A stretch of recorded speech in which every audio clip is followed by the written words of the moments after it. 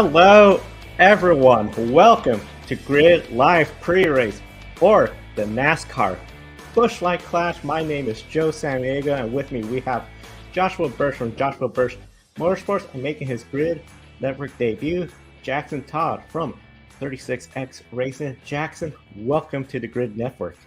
Thanks for having me. I'm excited to be joining the team this year. It should be a fun year of racing. We're very excited to have you be part of the team. We're very excited to continue our team growth right here in the Grid Network. And that's a big thanks to our Patreon investors, Con the Show, Mark, Robin, David, and Matthew. You too can invest in the Grid Network each and every month. Have your name read on the air at the beginning and the end of just about every program. Once we hit $500 a month, we'll be sending folks to the track more frequently. And you could also do Buy Me a Coffee, Super Chat. We'll read you your message on the air. We'll thank you on the air. If you join our Patreon or $10 in the Super Chat, you'll get some Grid Network stickers sent to you and get on the leaderboard. And the easiest way to support us, subscribe, hit that bell icon right here on YouTube or whatever streaming platform you watch us regularly. Now, one of the big things, we encourage everyone to chat and comment with your questions, opinions, even just a simple hello, where you're watching from. I know we have fans worldwide that's always watching our programs. And Joshua, I know this is pretty international affair. You're going to be doing a lot more NASCAR coverage this year from the United Kingdom. And first race for the NASCAR Cup Series, they're in Los Angeles for this event. Third time, but this one might be very different than the prior two races here. Yes, Los Angeles, California, of course, known for Hollywood, the largest television market in the United States, beaches, food, and sunshine. Except for this weekend, the Pineapple Express storm is coming, bringing torrential rain in the forecast as well. Now, the latest weather forecast for Sunday shows a 75% or more chance of rain by 1 p.m. Pacific time. The Clash, of course, is starting later on in the evening. Now, NASCAR does have the wet weather package for short tracks and road courses.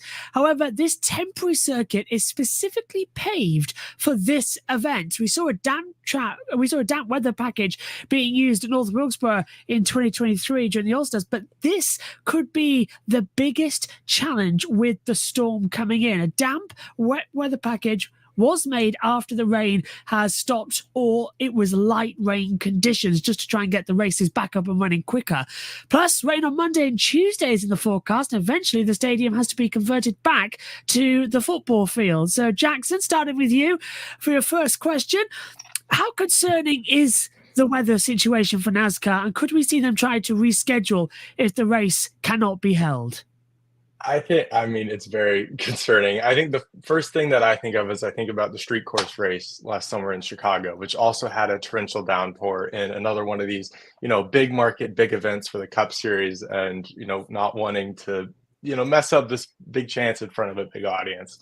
The other factors to think about is that, we know this isn't a normal track, both in terms of the physical pavement and also just in terms of drainage. It's not going to drain like a normal racetrack. It's a lot of work obviously has been gone into building it up, but it's built to drain like a football field, and you put a racetrack on top of it that's going to be a really slick and new surface, and not a lot of experience with the rain package with the Cup cars. So I'm very highly concerned, but I think they're going to really try their hardest to get it in tomorrow night.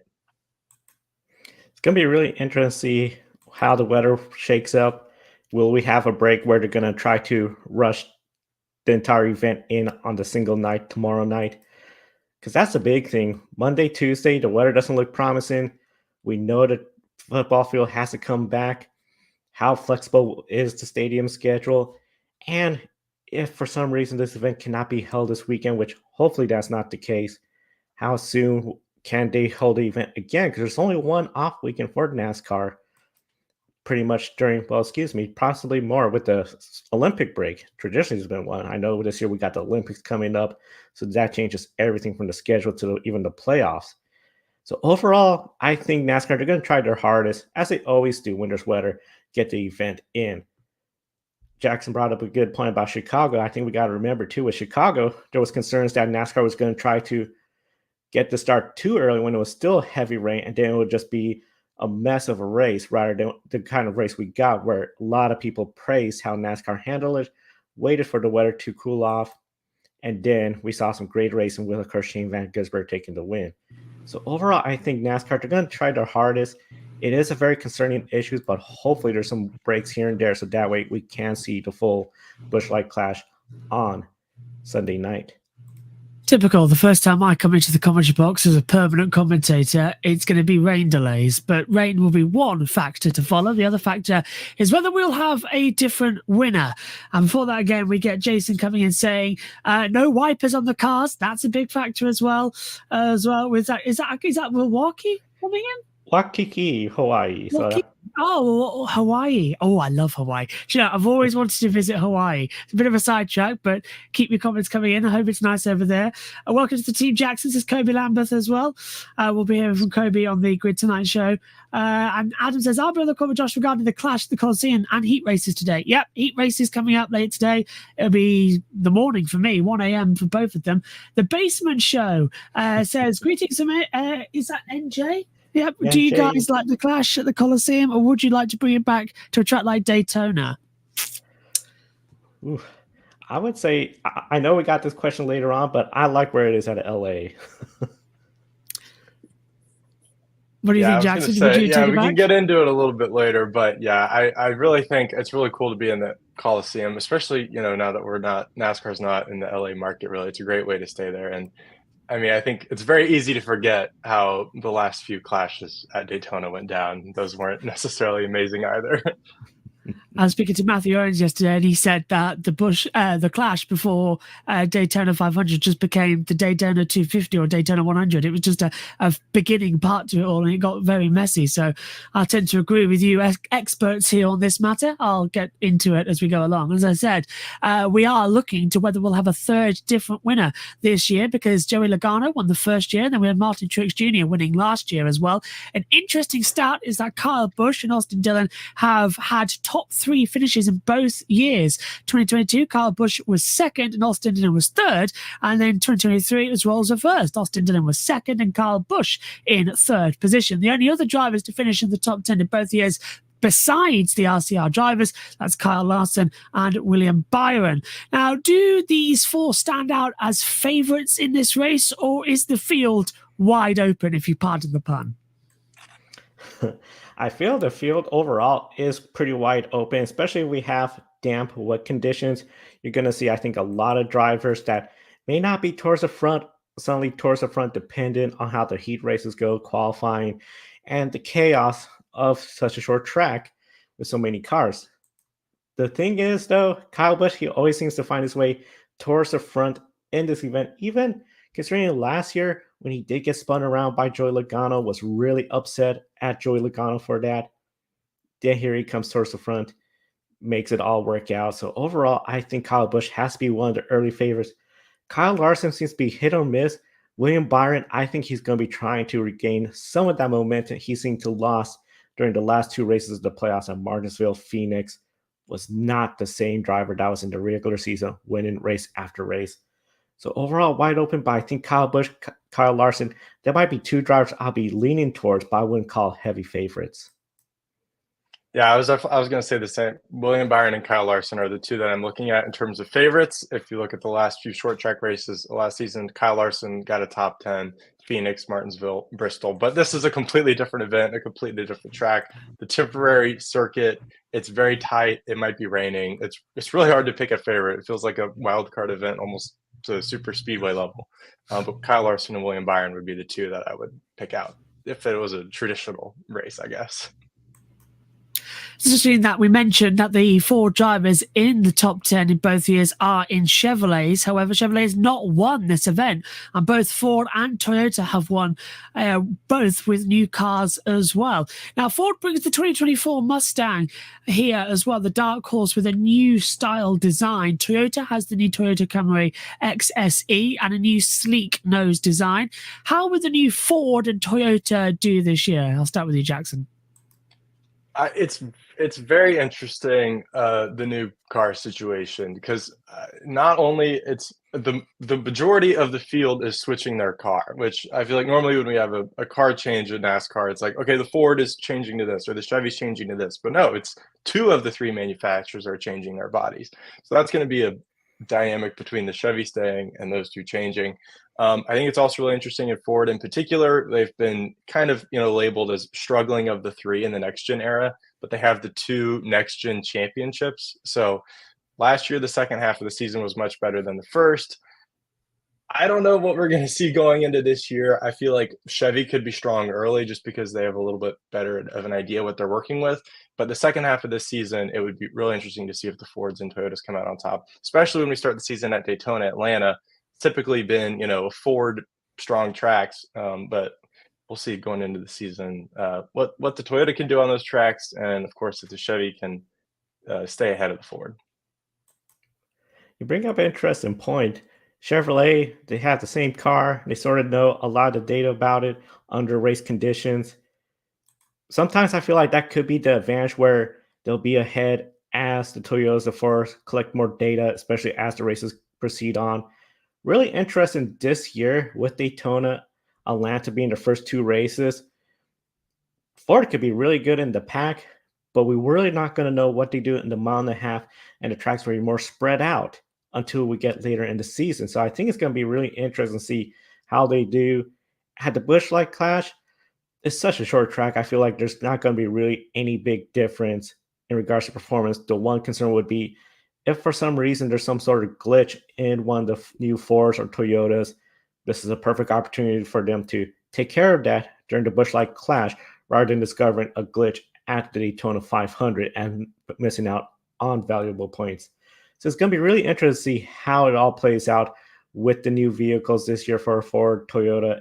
At the end, Chevrolet should have the advantage on paper, but if Toyota or Ford hits it off great with their new design, the aerodynamics, and that car is fast, Daytona, Atlanta, those are wild card events. Be hard to see what happens, but I think that overall they could really start showing their muscles after Atlanta. Now, the Busch Light Clash qualifying is late today, and the format is mostly similar with 4 heats, a last chance qualifier, and 23 cars in the Clash. Last year, it was up to 27 cars, and we saw too many cautions for single car spins. So the field moved back to 23 in the first year. The top 5 from each heat, top 2 from the LCQ, the last chance qualifier, and 1 provisional. The only driver guaranteed in the Clash is Ryan Blaney, which is the 2023 champion. Overall, are you pleased with the Clash format, and should it be adopted for the All-Star race coming up in a few months' time? Yeah, I think it's a great format. I think definitely cutting down the field a little bit from what we saw last year was it's not only a good step, but it's a necessary step, especially on a track this tight. And you don't need, keep it exclusive. The more exclusive you make it, the better of a race you're going to see in the heat races, the better of a race you're going to see in the last chance qualifier. And that's only going to elevate the competition, elevate, I think, the event as a whole. And I think opening the stadium to the public for today's activities are an important step in that as well. Because I think make the heat race part of the event. The Clash obviously is the main event, but it's a whole day. It's a whole event. I think, something I think about is like the Chili Bowl, where it's like, just making it to the event is a process and is entertaining on its own. And I think matching that kind of the heat qualifying structure is a great way to run an all-star event or the Clash. I really do like how with this event, the way they got laid out this year with everything going on, and then the Clash its own, that's the main event. Fans coming in today, they're going to see a thrilling day of action. And overall, I think this is something where I think, as Jackson said, maybe for the All-Star race, it could be a little bit nice to see something a little bit more where the format year after year. This is a pretty easy format compared to, it seems, the endless different formats we've had for the All-Star races in year past. Overall, I'm pleased with it. I think this year, especially reducing down back to 23 cars like in the first year, has been a really good move, because I think last year got a little bit too chaotic with 27 cars with caution after caution. This year, I think it should be a good race. It's just a matter of will the weather cooperate. And I think just to throw in there, I think as well, I like the format and I think it should be with the All-Star because that gets a little bit confusing. But I do like how they've taken a bit of sense over what happened last year, where it seemed like every 2 minutes it was like, oh, we're stopping it again. And it had to run for 150 laps under green. We were there for ages. And this year, especially with that rain coming in, if we do go, they can't afford as many slip ups. They need to get those 150 laps in on green ASAP. Get those 150 laps under green and try to get the race in. A couple of comments in the chat room. Adam predicts a Toyota and will win in Los Angeles.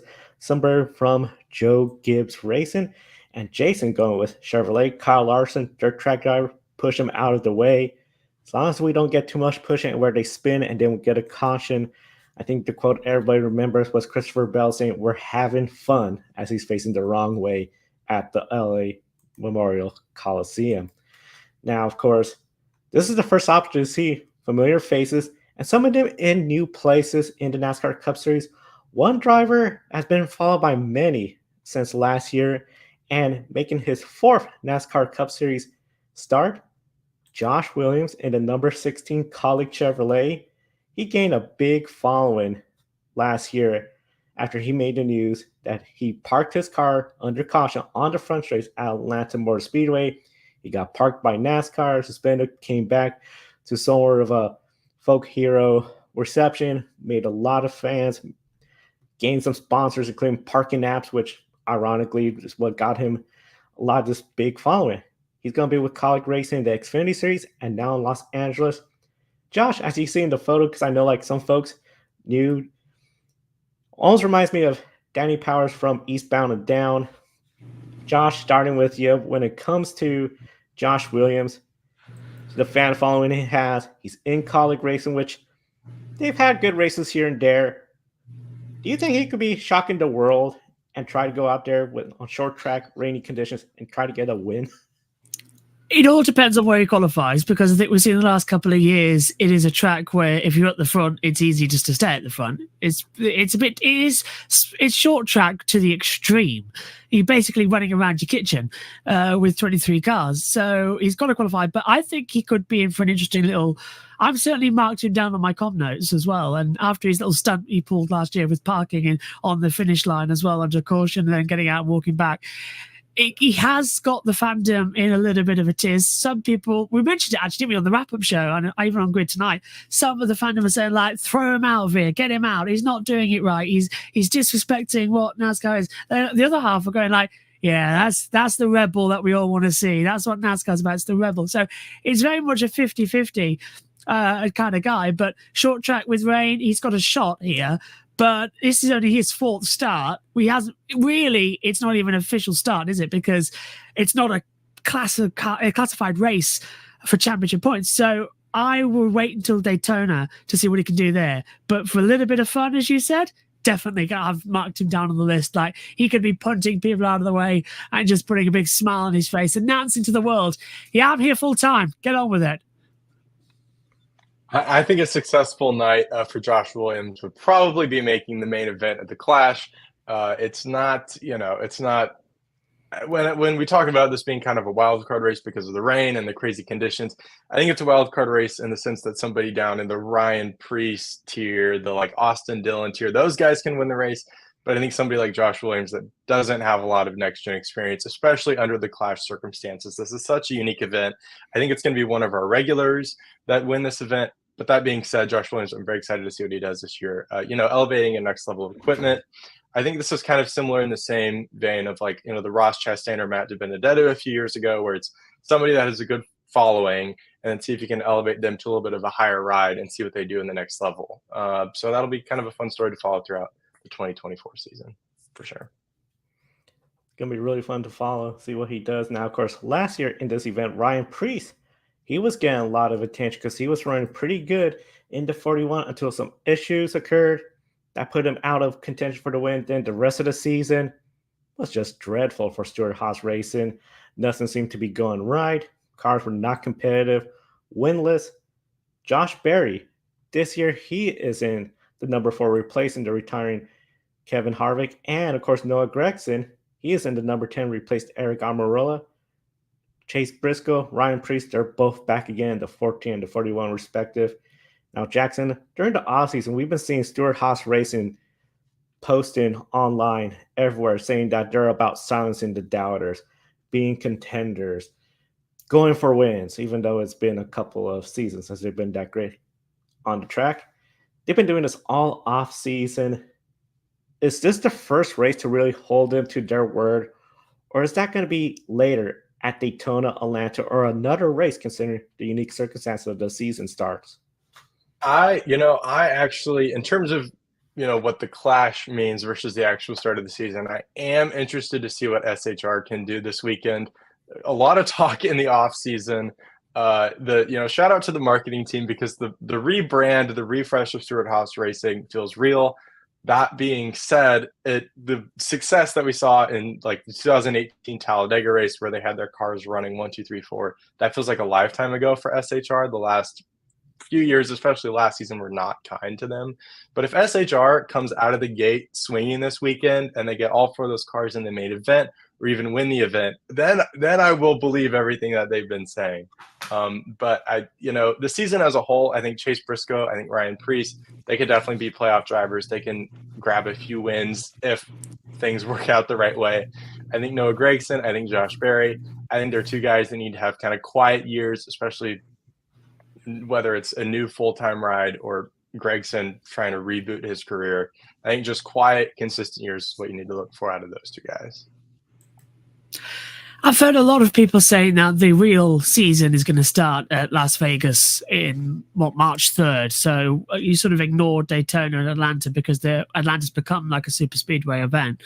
So you sort of ignore the first 2 races and go on to Vegas. Some people have been saying to me Phoenix.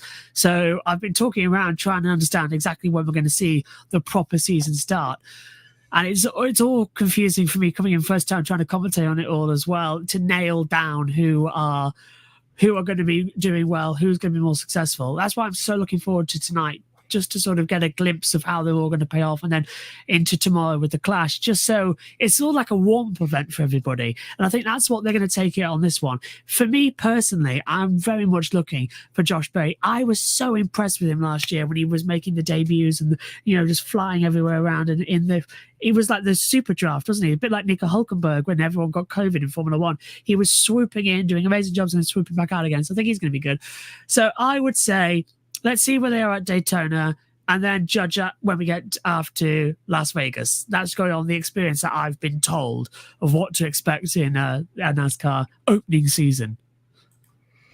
Yeah, Daytona, Atlanta, they could even get wins there, but then the rest of the season was a struggle. Then we know it's just the super speedway and the nature of it. A lot to be determined. And Phoenix, that could be a very good indicator because we know it's early in the season. And it is the championship race, so you got to be good at Phoenix. Now, last year, Ty Gibbs, Noah Gragson, they were the rookies starting at this event, and we thought this would be a phenomenal Rookie of the Year battle between the 2 of them. With so much hype.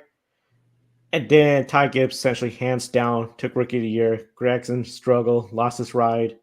Now he's back with Stewart-Haas Racing. They're trying to rebuild potentially a more competitive car on paper, but we know, like, even Stewart-Haas Race compared to Front Row Motorsports, Michael McDowell, that team, they seem to be behind them.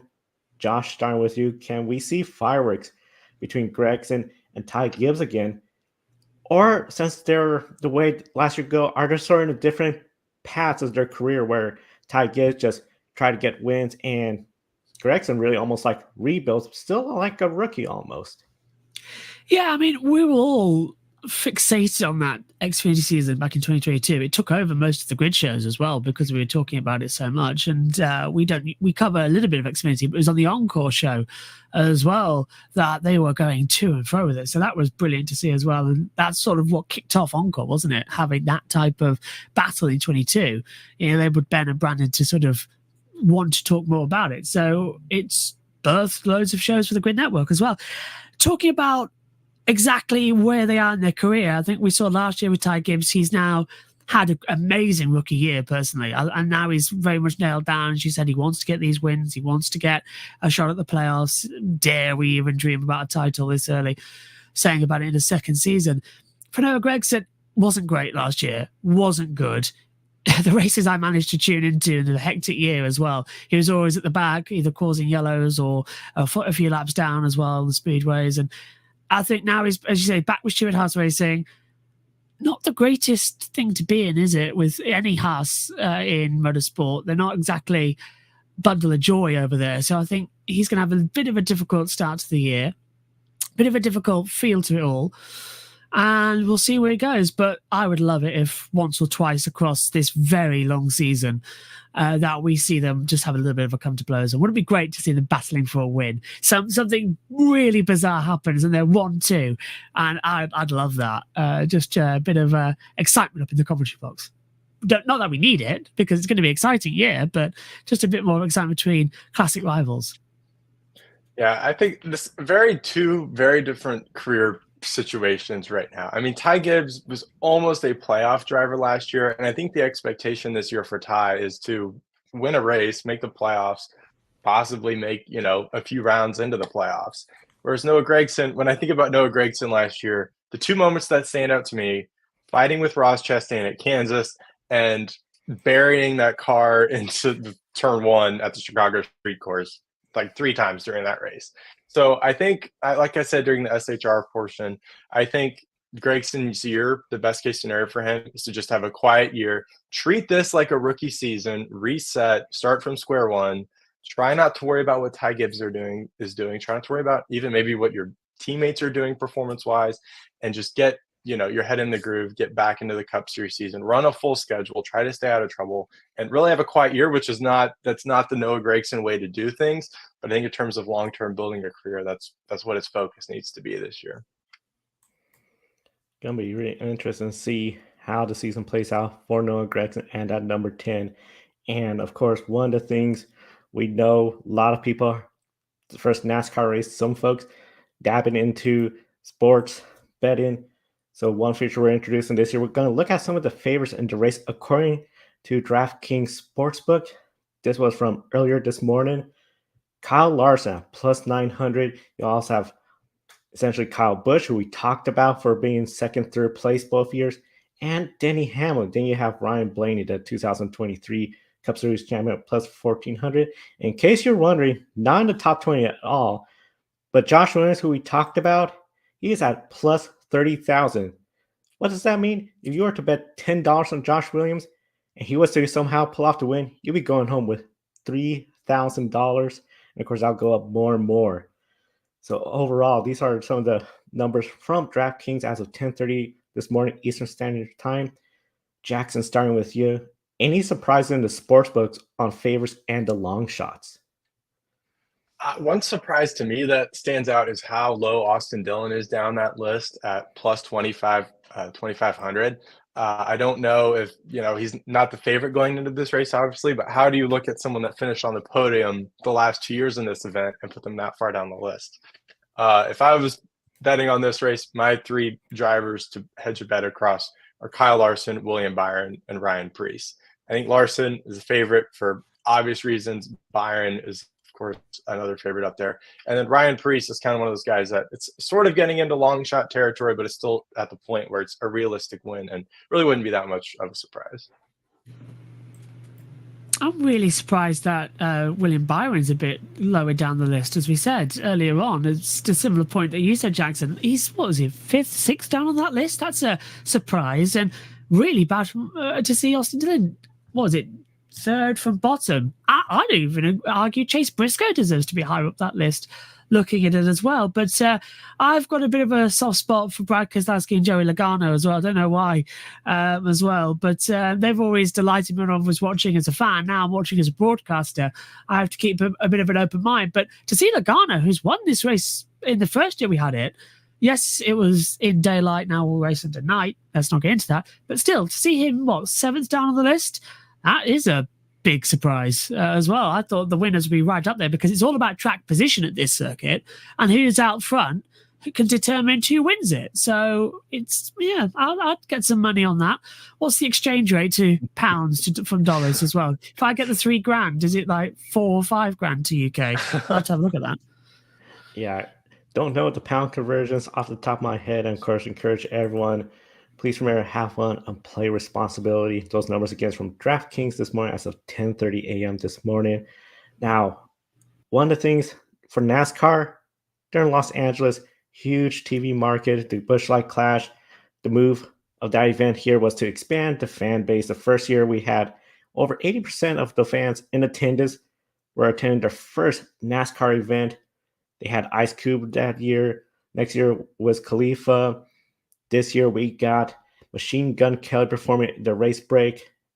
And this year, tonight, NASCAR Mexico Series will be joining the Cup Series at the Clash, Los Angeles Memorial Coliseum, 1 hour west of the former Auto Club Speedway. Of course, that is being torn up as we speak. The future, will that be a short track or develop? Still up in the air. That's not far from Riverside, which we lost in the 80s, a great speedway road course, that even hosted some open wheels and, of course, NASCAR. And this is the final year of NASCAR in Los Angeles at the LA Memorial Coliseum. So many are wondering, what's the next move? Should NASCAR keep coming back to LA, go back to Daytona, or move the Clash to another city to reach new markets? Josh, what do you think NASCAR should be looking at? I don't think we should have it here for the 4th year. I mean, the one thing about the Clash was that we used to get a little idea of what this season used to look like. I mean, as it was explained to me, it all started as pole sitters only for people who raced at Daytona who were on the grid that year who had a pole position and they could race a little bit. Then it grew and grew and grew. Matthew Owens was talking to me about it yesterday.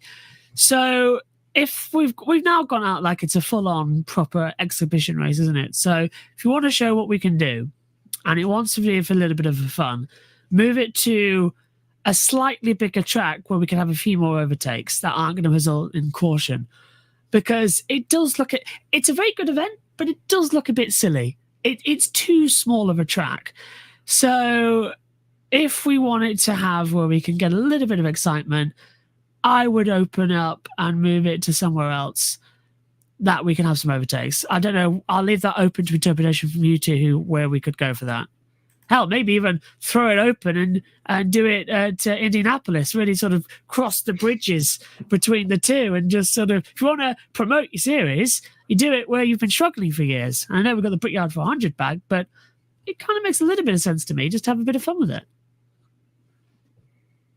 All right, so here's my pitch for the Clash / All-Star race. The way I see this right now is you have the All-Star race as it is right now at North Wilkesboro. That's serving the South. That's serving the short tracks. That is where NASCAR came from. Whereas the Clash in LA, that's where, the future, the big market. That's the big setup. I think you could flip these two events. I think you could have your Clash preseason event. It might not. I understand that it's not maybe building the hype for your season, but if you run that in the South, you can run that on some miscellaneous short tracks around. That's going to make this your history event, or you're appealing to your core with this event. And then your All-Star event, make that your big flashy event in a big market. Casual fans that don't follow NASCAR that closely, you might not know what a Clash is, but you know what an All-Star event is. And saying your All-Star event is in a big market, that could be more meaningful. And also, if you keep that in the middle of your season, that opens up your options for locations, and you're not just restricted to California and down through the South. So that's my pitch, is to switch the Clash and All-Star race kind of vibes. I really like that idea of the All-Star race being these big markets, and the Clash somewhere, like you said, almost like a heritage event of, it's North Wilkesboro, it's Bowling Green Stadium. Because we heard people talk about, why didn't they just go to Bowling Green? It's already a football stadium with a track. Well, we need to get new fans. We want to expand that fan base. We know everyone in North Carolina is familiar with NASCAR. I think that's a great idea. And of course, it'll be really interesting to follow. And of course, as news comes out about NASCAR or any motorsport series, especially with this event in the future, Grid Tonight every Wednesday, so be sure to subscribe. One comment, NASCAR of Nashville. I'm thinking they meant to say NASCAR fan over in Nashville. Definitely we encourage everyone, all the fans tuning in to comment with questions, opinions, and everything. And now it comes down to one opinion that we're going to hear from everybody. And of course, that is our pick a winner. Top four, all tied for the lead. Hello.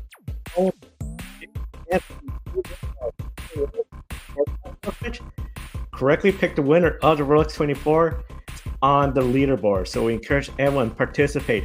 Who's gonna win the NASCAR Busch Light Clash? Because it's gonna be coming up tomorrow. You still got time, and none of those four get it right, and you do. You're now tied for the lead. So, Jackson, being that you are the newest member of the Grid Network team, you get to go first.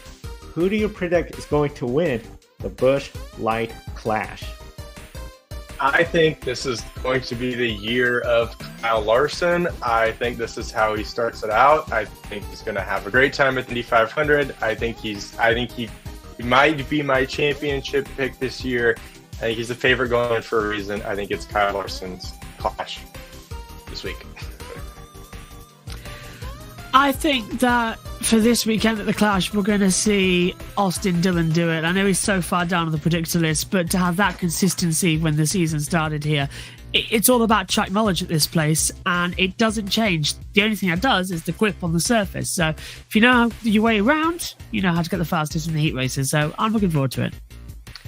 I'm going to go with someone different, but it is Austin Dillon's teammate, Kyle Busch. I think he's going to get the job done. He's been good each season. Just avoid getting spun around.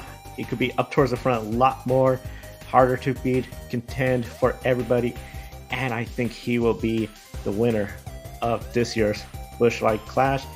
In the chat room, Jason M is going with Kyle Larson. Jason, of course, if he gets that correct, he could potentially be leading the pick-a-winner standing. And Adam going with Martin Truex Jr., trying to make it 2 in a row. Martin Truex Jr., that first year, he was just spinning all over the place. Last year, he got the win. So it's going to be really interesting to see what happens in this year's Busch Light Clash. And of course, we want to thank everyone for tuning in to our pre-race coverage of the NASCAR Busch Light Clash. A big thank you to our Patreon investors, calling the show, Mark, Robin, David, and Matthew, for investing in us each and every month. And of course, everyone that buys me a coffee, Jason and Leonardo in the Rolex 24 coverage bought us coffee last week. And of course, if you invest in us or $10 through Super Chat or buy me a coffee, you get some Grid Network stickers sent to you in the mail. And easiest way to support us, hit the bell icon, subscribe, give a thumbs up, like our videos. And if you're still new to our channel, be sure to check out some of our Grid Tonight episodes. This week was busy. I know, Josh, you were on the air. It seemed like quite a lot with the Lewis Hamilton news. So if you missed that, you can watch our coverage there. The Andretti news, you can watch our coverage there. The women in motorsports, very busy week. We're sort of looking forward to, well, I guess you could say that's a good warm-up for 2024. And of course, we'll be back on the air to wrap up this event with post-race coverage of the Busch Light Clash. And once again, thank you everyone for tuning in. For Joshua Birch and Jackson Todd, I'm Joe Samaniego. We'll see you next time, and enjoy the races.